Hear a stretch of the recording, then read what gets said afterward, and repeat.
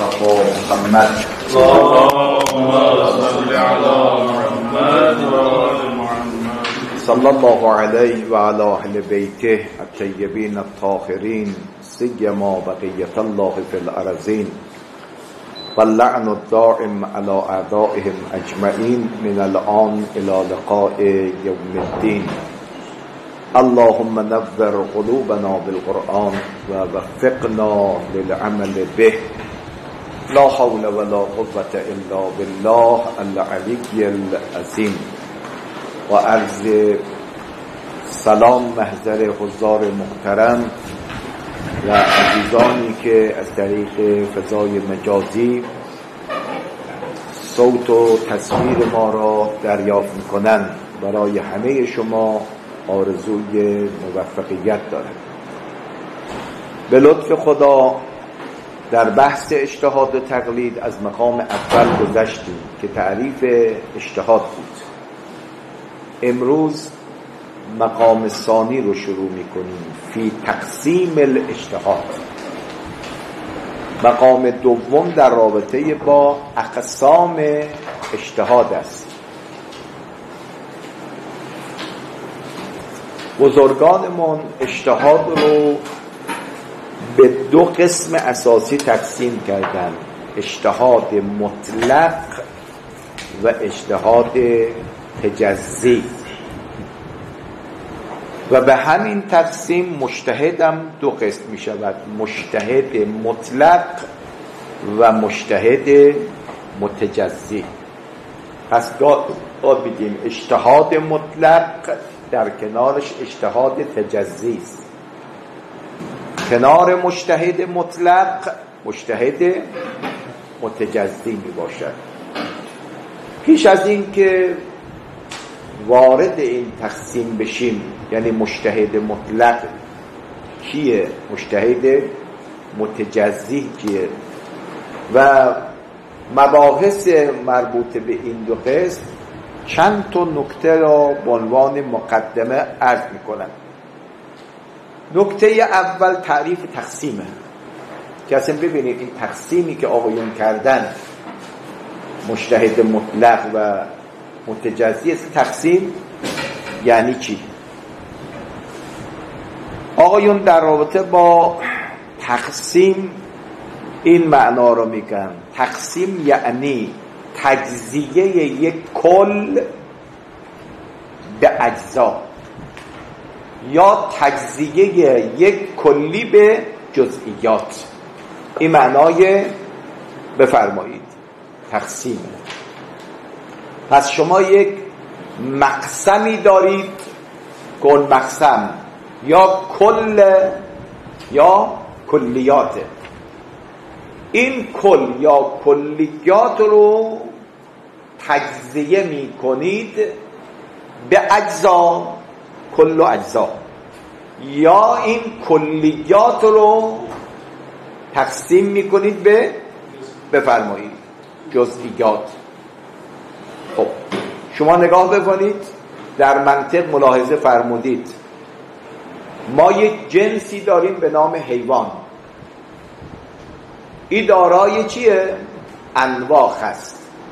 میگیم حیوان یا انسان است، یا فرس، یا بقر. باز دوباره میاییم انواع را تقسیم میکنیم به اصناف. دقت فرمودید؟ انواع را تقسیم میکنیم به اصناف. باز اصناف رو تقسیم میکنیم به افراد. پس معنای تقسیم بفرمایید تجزیه کردنه. تجزیه کردن یک کلی به جزئیات بفرمایید مختلف. و اونی که در منطق استفاده میشه و کاربرد داره همین تقسیم کلیات هست به جزئیات مختلفه. این تعریف بفرمایید تقسیم. نکته دوم نقش و فائده تقسیمه. نقش و فائده تقسیم. خب آیا حمیدی چی به ذهنتون میاد؟ چرا اصلا ما باید تقسیم داشته باشیم؟ چی؟ با تقسیم یک نوع تعریف حاصل میشه. با تقسیم تعریف حاصل میشه. آقای فیاض چرا اصلا ما باید تقسیم داشته باشیم؟ تقسیم ها یه خلاصه بینشون یه سری تفاوت هست، یه سری شباهت هایی هست که از این تقسیم خلاصه اون به دست میاد. ببین شما الان تو همین محل کار هستین، خب میگه چند نفریم باید تقسیم چی بشه؟ کار بشه. بعد میگه لمازا، برای چه تقسیم کار بشه؟ نقش هر کی مشخص باشه.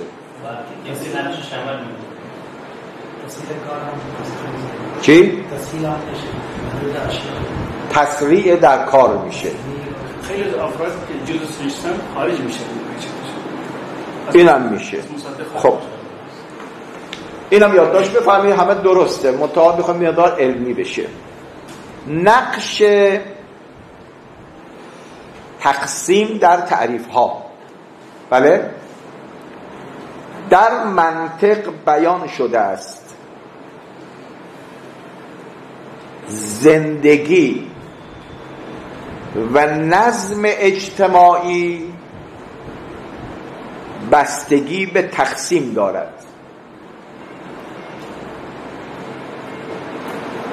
که اگر تقسیم نباشد نظام معیشت انسان مختل می شود. نظام معیشت انسان بفرمایید مختل می شود. خب پس اصلا نظم اجتماعی بسته به چیه؟ بفرمایید تقسیمه. اگه تقسیم نباشه اصلا این نظام اجتماعی به هم می‌خوره. من یه مثال بزنم. شما یک کتابخانه بزرگی رو در نظر بگیرید، انواع و اقسام کتاب توشه، فقهی، اصولی، ادبی، منطق، فلسفه، عرفان. درست شد؟ اگر این کتاب‌ها تقسیم نشن، تقسیم یعنی چی؟ یعنی فلسفه در یک قفسه باشه، منطق توی یک قفسه، تفسیر توی یک قفسه. اگر ما این تقسیم بندی ها رو بکنیم سهل الوصول است، هم برای کتابدار هم برای کتاب خوان. درست شد؟ آقا میاد میگه فلان کتاب منطقی رو من میخوام، شرح منطقی مظفر رو من میخوام. او کتابدار سری میرون قفسه‌ای که کتاب منطق توشه برمی داره، سری میاد آقا میده. یعنی هم کتاب خان زودتر به هدف خودش میرسه، هم اون کتابدار. حالا اگر این کتاب ها با هم مخلوط بوده باشه، درست شده؟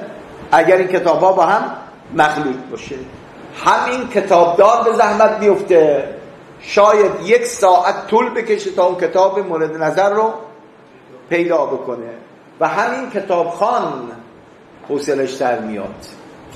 اما تقسیم این کتاب تو کتابخانه موجب می شود که این نظم اجتماعی تسهیل پیدا بکنه. همچنین بیاد تو داروخانه ها. شما اگر برید، شما یه دارو میخواد، سریع این داروخانه چی سریع میره دارو رو برمی‌داره میاره. چرا؟ میگه فلان قرص برای فلان درد در فلان قفسه است. درست شد؟ تو نظم اجتماعی هم همینه. تو مسائل علمی هم باید چی باشه؟ بفرمایید تقسیم باشه. پس هدف از تقسیم یک نظم و انضباط باید به وجود بیاد تا کارها به راحتی بفرمایید پیش بره. حالا شما میاد در رابطه با اجتهاد بحث میکنید، همینجور دیلی بحث بکنید، بعد میگه حالا این بحث مربوط به مجتهد مطلقه یا مجتهد متجزیه. دیگه شما چه کار دارید؟ من دارم بحث میکنم. اصلا گیرنده مخاطب شما به یک نتیجه مطلوبی نمیرسه. اما اگر بگی آقا ما یک مقسمی داریم به نام، بعد آقای فیاض میگه اجتهاد یعنی چی؟ میگه ما 5-6 هفته در رابطه با تعریف اجتهاد جا کردیم، بحث کردیم. درست شد؟ حالا میگه اون اجتهادی که بحث کردیم به نتیجه رسیدیم یعنی ملکه، این اجتهاد بر 2 قسم میشه: اجتهاد مطلق، اجتهاد متجزی.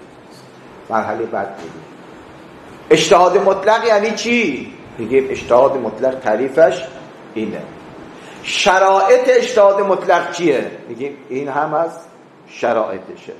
آثار اجتهاد مطلق چیه؟ میگه اینم آثار اجتهاد مطلق. بعد این بحثو که تمام کردیم وارد میشیم برای اجتهاد تجزی. دقت کردیم؟ این تعریف اجتهاد تجزیه، این شرایط اجتهاد تجزیه، این آثار اجتهاد تجزیه. ببین یک نظم و نطاقی میگیرد کارها به واسطه تقسیم. اما اگر تقسیم نباشد، یه مثال برای شما بزنم، شما به چهارراه میرسید. دقت کردید؟ راهنمایی رانندگی میاد 2 نوع چراغ رو برای ما معین میکنی، یکی چراغ سبز، دیگری چراغ قرمز. میگه تقسیم برای چیه؟ میگه تقسیم به خاطر اینکه رفت و آمد تاثیر پیدا بکنه. وقتی که چراغ قرمز است یعنی توقف، چراغ سبز در حال عبور، باز این چراغ سبز میشه و قرمز میشه، این رفت و آمدها مختل نمیشه. بعد درست شد؟ این تعریف تقسیم، اینم فایده بفرمایید تقسیم. 3. نکته سوم، نکته سومی که خدمت شما عرض بکنم، تقسیم درست چه تقسیمی است. این هم یه نکته خیلی قشنگیه. یه تقسیم منطقی چه تقسیمیه؟ آیا دارای ارکان هست یا دارای ارکان نیست؟ تقسیم درست تقسیمی است که دارای 4 رکن می باشد.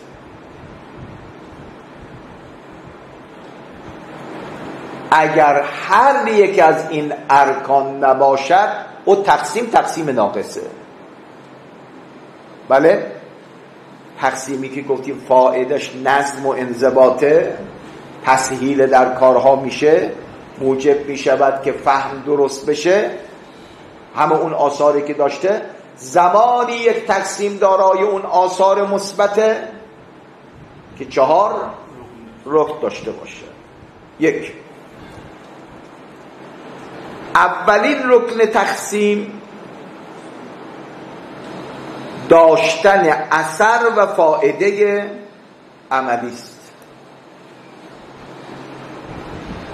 بله؟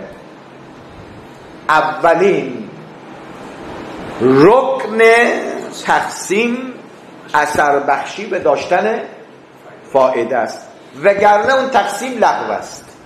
وگرنه اون تقسیم بفرمایید لغو است.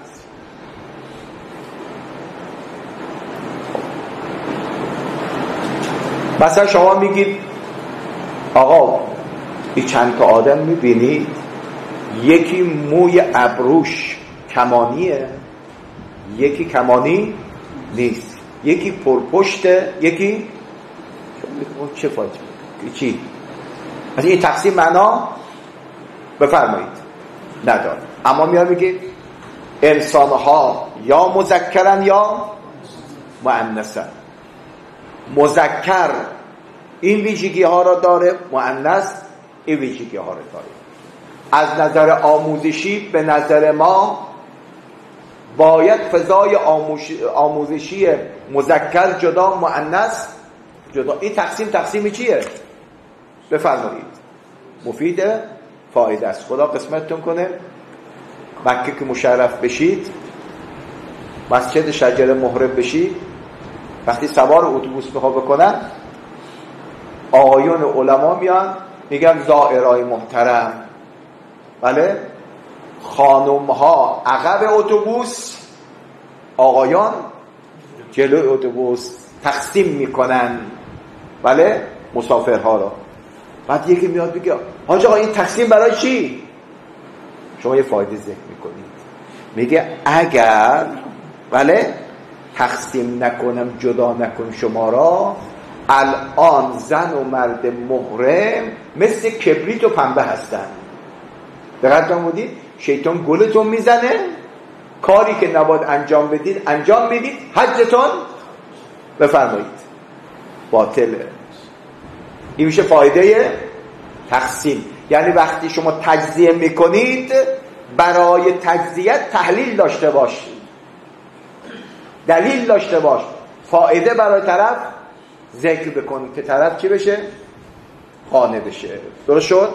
پس اولین رکن تقسیم اینی که تقسیم ذی فائدة و منفعت، دارای منفعت و فایده بوده باشه.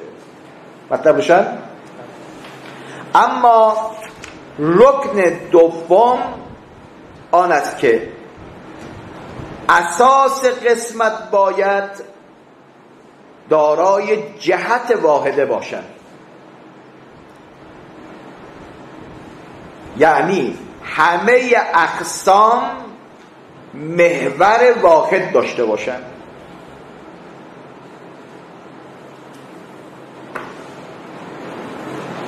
خب شما مثلا میگی که حیوان دارای اقسامی هست. آقای فیاض میگه یعنی چی؟ از چه جهت اقسامی داره؟ میگیم حیوان از جهت داشتن انواع، از جهت انواع دارای چیه؟ بفرمایید اقسامی هست. یک نوعش انسانه، یک نوعش فرسه، یک نوعش بقره. اشتراک همه این انواع در چیه؟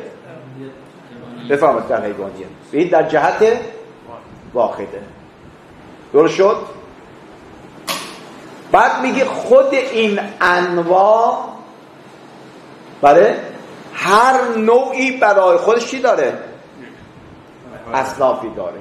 بعد میگیم وجه اشتراک اون اصناف در چیه؟ در نوعیته. درست شد؟ پس بنابراین این اقسام باید دارای جهت واحده باشن. حالا انشاءالله میرسیم. میگیم مجتهد مطلق و مجتهد متجزی از جهت ملکه که ما تعریف اجتهاد کردیم، از جهت ملکه دو دسته میشوند. یکی قدرت، ملکه رو تعبیر کردیم به قدرت دیگه بله، یکی قدرت استنباط همه احکام شرعیه را دارد، این میشه مجتهد مطلق. اما یکی است که نه، توان استنباط همه ابواب فقه رو ندارد. پس میگیم مجتهد مطلق و مجتهد متجزی دارای جهتی چی هم؟ از جهتی چی؟ ملکه بودن. دقت کردید؟ خب هر چیزی که یه مابه الاشتراک دارن باید یه مابه الافتراق هم داشته باشن. مابه الاشتراک مجتهد مطلق و مجتهد متجزی در چیه؟ او قوه و ملکه است، جهت واحده. جهت اختلافشون چیه؟ یکی کلیه مجتهد مطلق، یکی چیه؟ جزئی می باشد. اینم رکن چندم؟ دوم. اما رکن سوم تباین بین اقسام. تباین بین اقسام به این معنا که هیچ قسمی داخل در قسم دیگر نباید باشه. یعنی تو منطقه اگه یادتون حد باشه یعنی دارای فصل مشخصه. دقت کردید؟ تمام انواع از نظر جنس با هم مشترکن، ولی از نظر فصل با هم دیگه چی دارن؟ تباین دارن. یعنی فرس از اون جهتی که انسان ناطق است، فرس انسان نیست، و انسان از آن جهت که ناطق است فرس نیست، چون فرس ناهقه. پس تمام اقسام یک مابه الاشتراک لازم دارن که همون جهت بود رکن دوم. یک مابه افتراق و امتیاز لازم داره. شما الان مجتهد مطلق و متجزی مابه الاشتراکشون چیه؟ همون قوه ملکه. مابه الافتراقشون چیه؟ مجتهد مطلق همه ابواب رو بلده، مجتهد متجزی همه ابواب رو نیست. چهارم، همه اقسام باید مساوی با مقسم باشد. بله، مساوی با مقسم باشد. اونم تساویاً کلی. شما میتونید بگید کل انسان حیوان یا نمیتونید بگید؟ بله میتونید بگید دیگه. کل فرس حیوان، درسته دیگه. الان من میگم کل مجتهد متجزی، بله مجتهدون میتون بگم یا نمیتون بگم؟ هر مجتهد مطلق هم مجتهدون درست یا غلطه؟ درسته. پس تمام اقسام باید نسبت کلی با چی داشته باشن؟ نسبت مساوی با مقسم داشته باشن. این سه نکته مقدماتی بود که عرض کردیم. یک، تعریف بفرمایید تقسیم. دو، فائده تقسیم. سه، آثار تقسیم. اذا عرفتم هذه المقدمات الثلاثه فاعرفوا. اما وارد میخوان بشیم. الاجتهاد علی قسمین مطلق، نه اجتهاد رو داریم میگیم مطلق و تجزی. دقت کردید؟ یا مطلق است یا تجزی می باشد. خب سوال، مقسم اجتهاد به مطلق و تجزی چیست؟ چی به دو قسم تقسیم می شود؟ کدام اجتهاد؟ و تعریف هایی که می کردیم اینجا الان خودشون نشون میده. ملکه بر دو قسم می شود یا بذل الجهد دو قسم می شود؟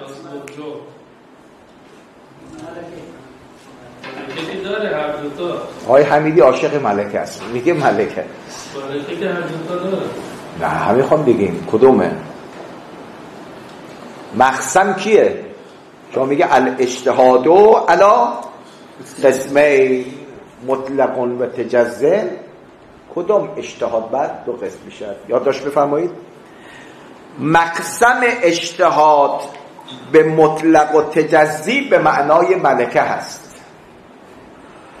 بعدم میگیم اگر کسی فعل بگیره به مشکل برمیخوره. اجتهاد به معنای ملکه یعنی توانمندی برای استنباط. دقت کردید؟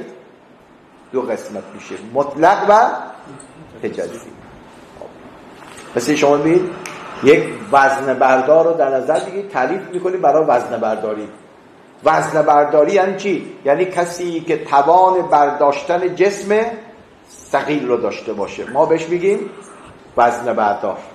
بعد میگیم این توان برداشتن وزن علی قسمین، یکی توان برداشتن 50 کیلو رو دارد، بیشتر از این توان ندارد، اما یکی توان برداشتن 100 کیلو رو داره. پس کی داره تقسیم میشه؟ اون توانمندی برداشتن برای جسم ثقیل. این دو قسم میشه. اینجا میگیم اجتهاد به معنای ملکه و قوت استنباط ای علی قسمین مطلقون بفرمایید و تجزی. خب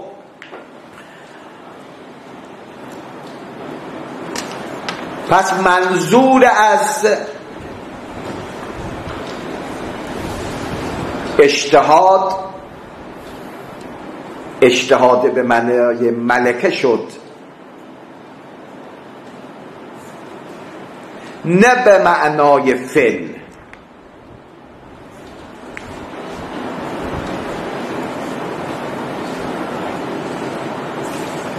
چرا؟ این چرا مهمه؟ چرا اجتهاد به معنای فعل نباشه؟ بله؟ به معنای فعلیت نباشه که دیگران میگفتن. پاسخ: اجتهاد به معنای فعل آن است که مجتهد جمیع موضوعات مربوط به شؤون انسان را، احکامش را بالفعل از شریعت استخراج کرده است.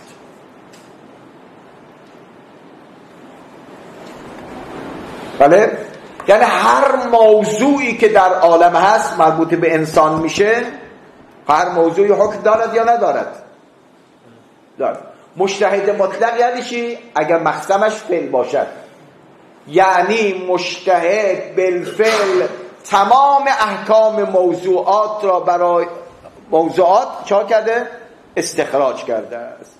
یادش بفرمایید این اجتهاد مطلق بالفعل هم محال عادی است، هم محال عقلی می باشد.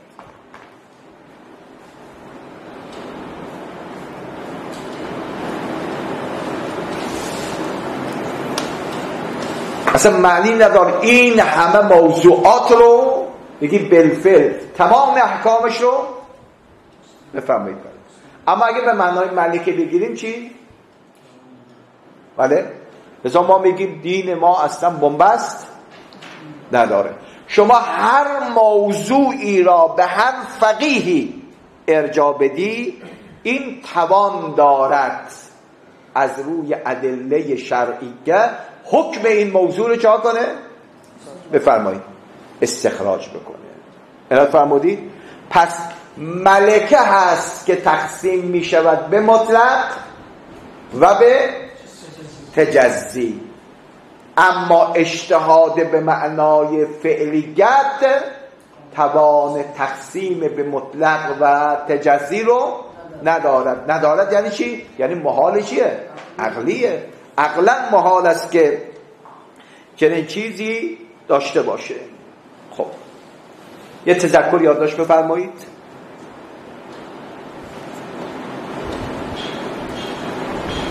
با توجه به این که مقسم در مطلق و متجزی ملکه است، تناقض در کلام بزرگوارانی مثل محقق عراقی، مرحوم آخوند خراسانی، مرحوم آقای خویی و دیگران که اجتهاد را بذل الجهد تعریف می کردن نه ملکه،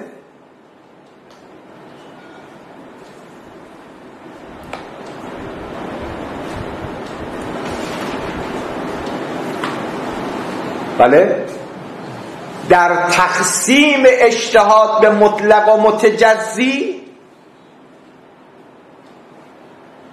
میگوییم اجتهاد بالفعل به اطلاق و تجزی محال عقلی است. پاسخ میدهند که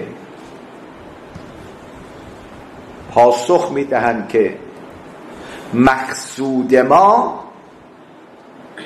ملکه اجتهاد است که تقسیم به بفرمایید دو قسم می شود.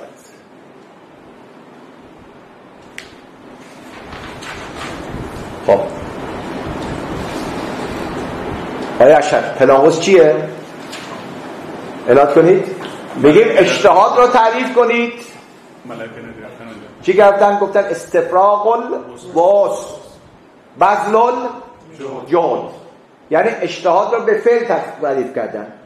بعد میگیم اجتهاد در فعلیت اصلا معنا ندارد مجتهدی بالفعل همه احکام موضوعات رو داشته باشد. این محال عرفی و محال چیه؟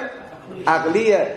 اصلا از نظر فعلیت اجتهاد به تجزی و اطلاق معنا ندارد، محاله. دیگه من که نمیگم مجتهد بالفعل همه احکام میدونه، میگیم مجتهد دارای قوه به چیه؟ ملکه است. این توان را دارد که اگر به سراغ ادله برود احکام رو میگه آقا یکی بیاد مچیشون رو میگیره. شما که اجتهاد رو به ملکه تعریف نکرده بودید، شما اجتهاد رو به چی تعریف کرده بودید؟ به فعلیت. دقت کردید؟ پس کسانی که اجتهاد رو به بذل الجهد تعریف میکردن در این تقسیم به بنبست میرسن.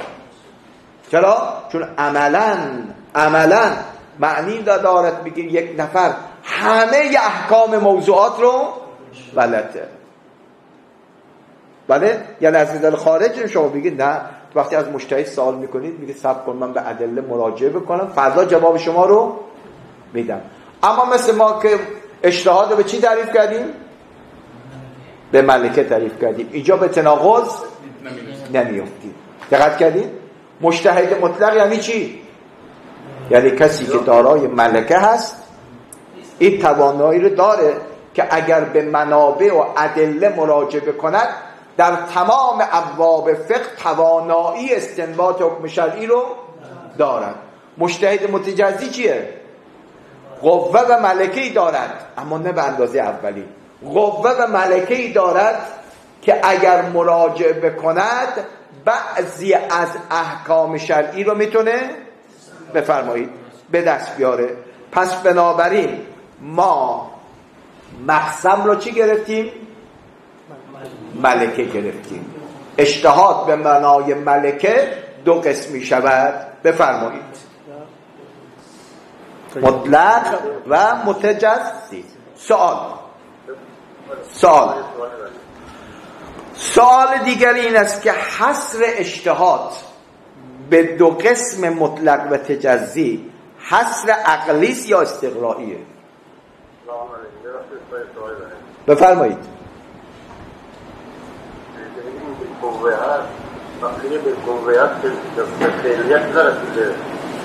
قوه را معنا کردیم شیخنا به معنای توانمندی، مثل یک طبیبی که توانمند است که مریض رو چا کنه؟ معالجه کنه. شما استادی هستی که توانمندید که صرف و نحو و ادبیات تدریس کنید ولو الان تو خونه هستید. خب معنا کردیم ملکه رو. ملکه یعنی توانایی که فعلا در وجود شما هست، اهم از این که به فعلیت رسانده باشی یا به فعلیت نرسانده باشی. خب سوال بعدی اینه که تقسیم اجتهاد به مطلق و متجزی یه تقسیم عقلی است یا تقسیم چیه؟ استقرائیه. عرض میکنیم تقسیم عقلیه، چون عقلا در خارج بله یا شخص توان استنباط همه احکام را دارد یا بعض احکام رو داره. شق ثالث پیدا میشه. آقای حمیدی میگه توان استنباطی هیچ حکم رو نداره، میگه دیگه از این مجتهد نیست که. بله؟ پس مجتهد یا توان استنباط همه احکام را دارد یا بعض الاحکام. پس هذا تقسیم عقلیون. دقت فرمودید؟ به حکم عقل خدمتتون عرض کنم که چنین. سوال سوم خیلی مهمه، یواش یواش داریم اون به زنگاهای بحث وارد میشه. آیا این دو نوع اجتهاد ممکن است یا خیر؟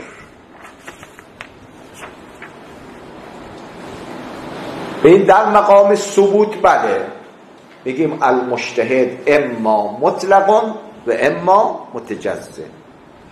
آیا در خارج چیزی ما به نام مجتهد مطلق داریم یا به نام مجتهد متجزی داریم یا نداریم.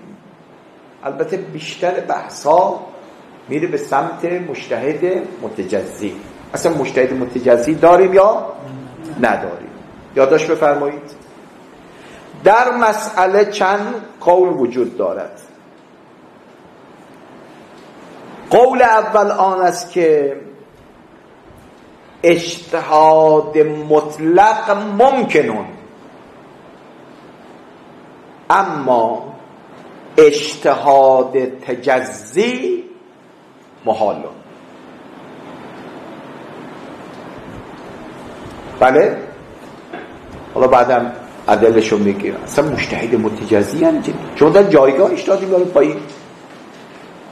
طرف مثلا 4 تا 10 تا حکم شرعی رو چا کرده؟ استنباط کرده. به اینم بگیم مجتهد. آقایی که از خدمت طهارت تا دیات را زحمت کشیده بهت میگیم مجتهد. دقت کردید؟ مثلا تجزیه در اجتهاد، شأن اجتهاد را آوردن پایین. نه، مجتهد فقط مجتهد مطلق. کسی مجتهد مطلق ما قبولش داریم، دستش هم می‌بوسیم. اما مجتهد متجزی اصلا محاله. تجزیه در اجتهاد بفرمایید محاله. این قول. چراش انشاءالله جلسه بعد میگه. بعد شما که قائل به تجزیه در اجتهاد هستید با جوابشو بدید. اینجا هم میگه از اون چیزهای جدیده آدم باید اخذ مبنا بکنه. الان تو این جمع ما شاید یا آقایانی که میشنون یه عده باشن در خودشون میگن آقا من در مبحث حج 4 سال 5 سال 10 سال در کلاس فلانی شرکت کردم، واقعا تمام مباحث حج تو مشت منه. دقت فرمودید؟ همه چی رو با ادله من میدونم. خب این آقا تقلید کردن در مباحث حج از دیگران برش جایز یا جایز نیست. اگر تجزیه در اجتهاد رو قبول نداشته باشیم میگه میشه تقلید بکنه، اما تجزیه در اجتهاد رو قبول داشته باشیم نه. این آقا در ابواب فقه الان چیه؟ ابواب حج مجتهده، باید به فتوای خودش عمل. درست شد؟ الان تو این موضوع همین جوری است. چیه؟ اینقدر پیشرفت کرده دیگه واقعا اینا هم نمیگیم که استعداد ندارن. یعنی هر کدوم از این رشته ها دیگه اصلا هیچ تناسب و تناسقی مثلا با هم نداره. مثلا کسی تو مقاصد تجارت خیلی ورودی نداره و نمیفهمه مسائل اون، ولی در مسائل مثلا صلات و این آقا به کسی تو مقاصد میگه این نیمچه مجتهده، مجتهد نیست، آگاه در فقه، اما خدمت تذکر مجتهد نیست. مجتهد باید پهلوان باشه از طهارت تا دیات. میتونی یا میدان ندونی اصلا مجتهد نیست. یا یه قول دیگه نظره، بعد فردا انشاءالله دلیلشو میگیم. بعد قول دوم،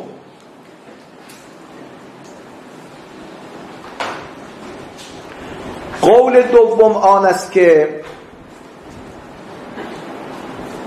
اجتهاد تجزی همانند اجتهاد مطلق ممکن و جایز است. بله؟ یعنی عکس قول سوم. قول سوم برخی آقایون دو آتش علم مثل آقای فیاض گفته الان شاخه شده، هر کسی باید بره در یک شاخه خاصی صاحب نظر بشه. قول سوم مثل مرحوم آخوند و دیگران میگویند اجتهاد به مطلق و تجزی، خصوصا تجزی، نه تنها ممکن است بلکه واجب است، چون چون راه رسیدن به اجتهاد مطلق اجتهاد تجزی است.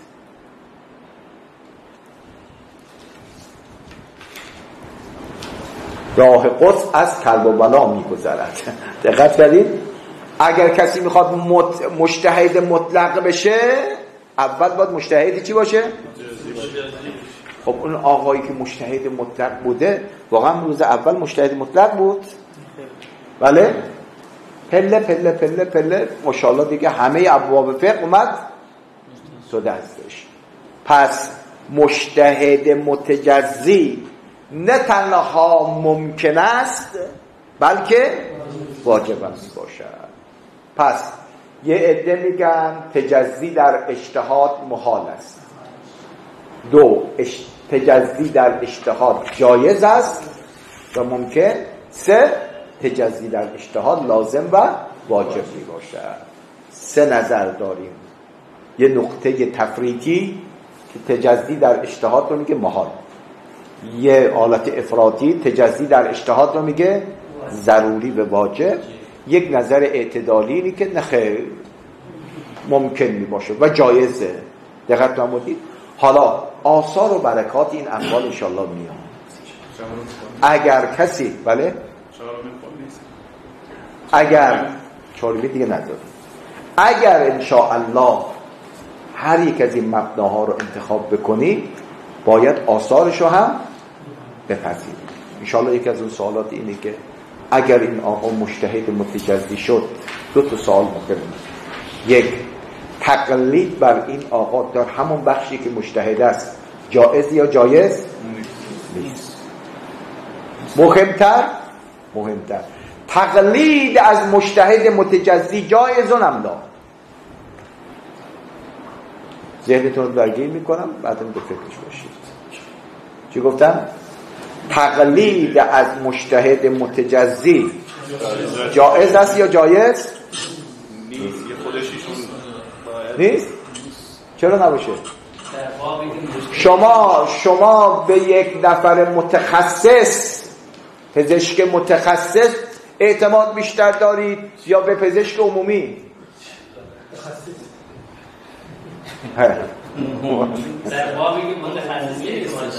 خب دیگه ببین آقا اومده در بخش تجارت به حدی خبرویت داره که اون مجتهد مطلق این خبرویت رو نداره. تو حج چنان کار کرده تمام احکام حج تو مشتشه. دقت کردید؟ اما اونی که مجتهد مطلقه شاید این آگاهی رو نداشته باشه. آیا می شود به مجتهد متجزی تو همون بخشی که آگاه هست من تقلید کنم یا نه؟ اینجا هم دو دیدگاه وجود داره. تقلید از مجتهد متجزی میگه لا یجوز، اما حضرت امام رضوان الله تعالی علیه میفرما یجوز. بله؟ چرا من از این مجتهد؟ چون شما تعریف تقلید چی میگید؟ رجوع جاهل به عالم. آیا این مجتهد متجزی تو همون بخشی که اجتهاد دارد عالم هست یا نیست؟ و رجوع جاهل به او چه اشکال داره؟ میشه تعدد مزایت میشنه. شما در بحث حج مقلد این آقا هستی چون خوب است، بقیه رو مقلد آقای دیگر باشه. امامی اون کسی که مطلقه یعنی همه ابواب را اجتهاد داره، چرا نسبت به اون که فقط در یک قانون میشه؟ از میخواد که کسی که تو یک رشته عمر صرف کرده اطلاعاتش نسبت به اون رشته زیادتره یا اونی که تو همه جاها میخواد حرف برای گفتن داشته باشه؟ اون کسی که 90 داره در مقابلی که 100 داره پایین داره دیگه. ندادم میگم یکی تمام عمرشو صرف کرده در یک باب، یکی عمرشو صرف کرده در همه ابواب. دقت کردید؟ امثال حضرت امام میگه یجوزو، میگه چون این هم شرایط اجتهاد رو چیه؟ داره است. مجتهد یعنی چی؟ هم کردیم توان استنباط حکم رو دارد. آیا این آقا توان استنباط حکم دارد یا ندارد؟ تقلید هم یعنی چی؟ رجوع جاهل به عالم. اینم که ست میکنه. بعضی میگن خیر. تا مجتهد مطلق است حق رجوع به تقلید از مجتهد متجزی جایز نیست. به این احساساتی برخورد نکنید. همینجور بگید این درسته اون درست نیست. میگه مد دلیل علی ذالک، یعنی وقتی انتخاب مبنا میکنید دلیل هم داشته باشیم. ان شاء الله فردا وارد مباحثی میشیم که بیشتر جاذبه داشته. این بحث تقسیم اجتهاد به مطلق و متجزی.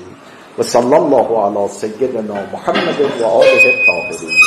الله